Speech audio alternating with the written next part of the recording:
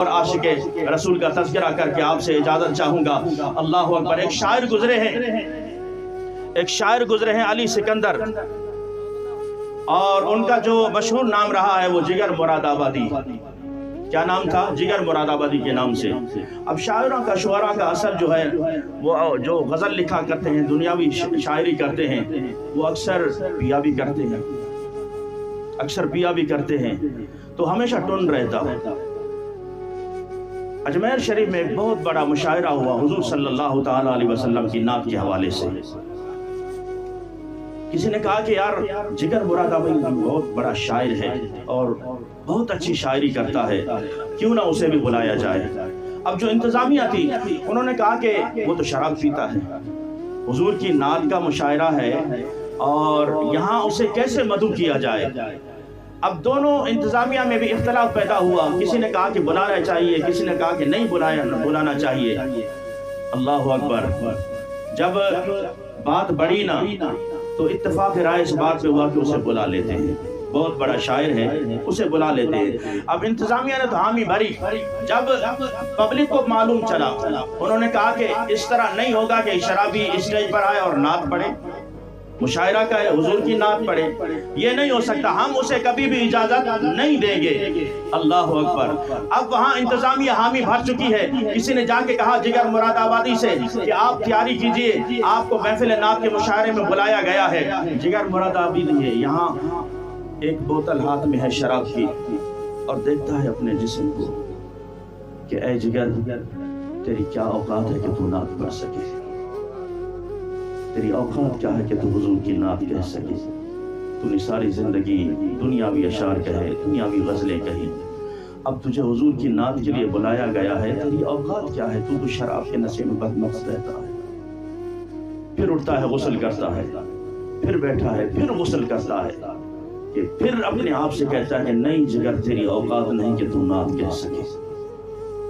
کوشش کرتا ہے نعت لکھنے کی، نعت لکھتا ہے تو غزل بن جاتی ہے، نعت لکھتا ہے تو غزل بن جاتی ہے۔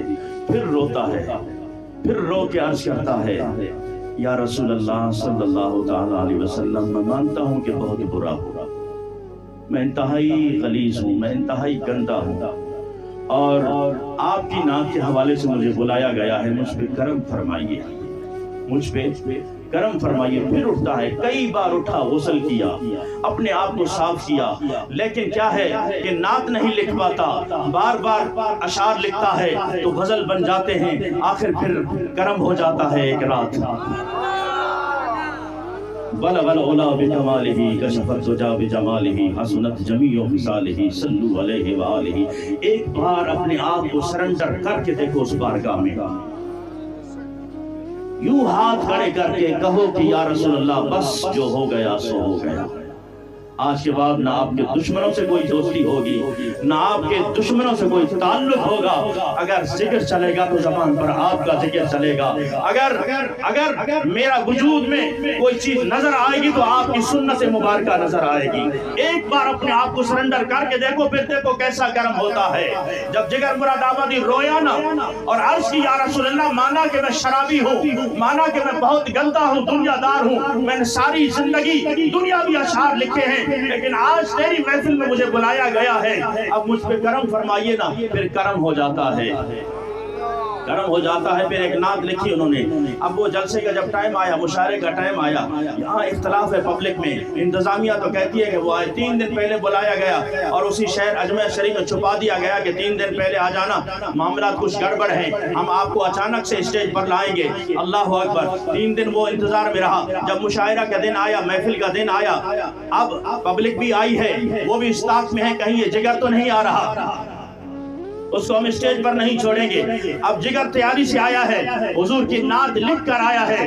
اللہ اکبر۔ جب مشاعرہ شروع ہوا نا اور شعراء کرام حضور صلی اللہ تعالی علیہ وسلم کی نعتیں پڑھنے لگے، مشاعرہ ہوا، اتنے میں اچانک اعلان ہوتا ہے کہ جگر آ گیا ہے، جگر مراد آبادی آ گیا ہے۔ جب اسٹیج پر اعلان ہوا نا تو عوام میں کھلبلی مچ جاتی ہے، ساری پبلک کھڑی ہو جاتی ہے۔ انہوں نے کہا کہ یہ ایسے نہیں ہو سکتا، کوئی شراب بھی پیے، دنیاوی اشعار بھی کہے، وہ حضور کی نعتیں پڑھے، ہم ایسا ہرگز نہیں ہونے دیں گے۔ جب شور اٹھا جگر آگے بڑھتے ہیں، آگے بڑھ کے مائک میں کہتے ہیں کہ یارو ایک بات میری سن لو، جگر گندا ہے، جگر برا ہے، حضور کی نعت تو بری نہیں ہے، حضور کی نعت تو بری نہیں ہے، میں نعت لکھ کے آیا ہوں، مجھ سے نعت سن لو، مجھ سے نعت سن لو۔ اللہ اکبر۔ اب ذرا خاموشی ہو گئی، آہستہ آہستہ ماحول تھمنے لگا، پھر جگر نے جو نعت لکھی ہے وہ سناؤں نعت آپ کو؟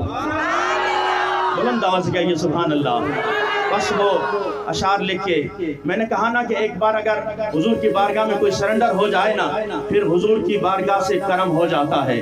جگر مراد آبادی نے جو نعت لکھی ہے، عزیزان محترم، جگر کہتا ہے ایک رند ہے اور مدحت سلطان مدینہ۔ رند کہتے ہیں شرابی کو، گنہگار کو، سیاہگار کو، ایک رند ہے اور مدحت سلطان مدینہ۔ ہاں کوئی نظر مجھ پہ سلطان مدینہ، ہاں کوئی نظر مجھ پہ سلطان مدینہ۔ اللہ اکبر۔ فرماتے ہیں تو صبح ازل آئینہ حسن ازل بھی، تو صبح ازل آئینہ حسن ازل بھی، اے صلی علی صورت سلطان مدینہ۔ ابھی چند اشعار پڑھے تھے نا، مجمع رو پڑتا ہے، اور ایک کی آنکھوں میں آنسو ہے، وہ جگر جسے پہلے نعت پڑھنے نہیں دیا جا رہا تھا، جسے اسٹیج پر آنے کی اجازت نہیں تھی، ابھی تو اشعار پڑھے ہیں تو مجمع میں سے آہ و بکا کی آوازیں آتی ہیں، پھر آپ پکار اٹھتے ہیں کہ تو صبح ازل آئینہ حسن ازل بھی، اے صلی علی صورت سلطان مدینہ، اور اے خاک مدینہ تیری گلیوں کے تصدق، اے خاک مدینہ تیری گلیوں کے تصدق، تو خلد ہے اور تو جنت سلطان مدینہ، تو خلد ہے تو جنت سلطان مدینہ۔ اور اس طرح کی ہر سانس ہو مصروف عبادت، اس طرح کے ہر سانس ہو مصروف عبادت، دیکھوں میں در دولت سلطان مدینہ، دیکھوں میں در دولت سلطان مدینہ۔